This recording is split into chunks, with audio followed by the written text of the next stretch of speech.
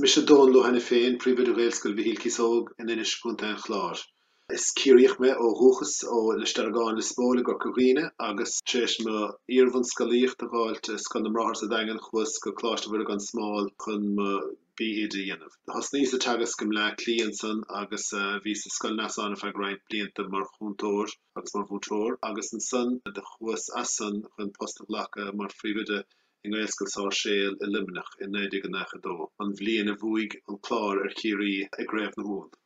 De bhí blianta anna hennefacha go Limnach agus bhí anna gníomach in manú gaelscoil Chalan Troi, gaelscoil an Rahín agus ar deire gael chláiste Limini.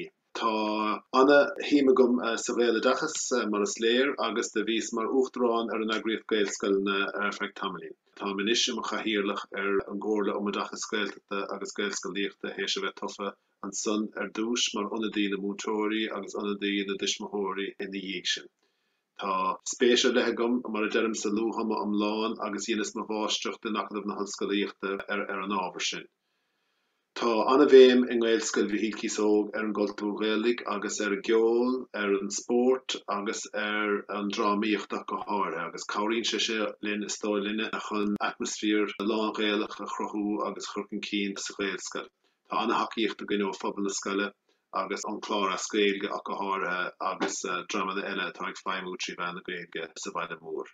Sílim gur buntáistí amháin a bhaineann leis an luachama am lán agus leis an dáthachas agus tá fuireann na scoile tumanta ar an ábhar seo agus dílis de ítas na scoile agus táid anna bhródúil as an obair a tharlaíonn is a scoil.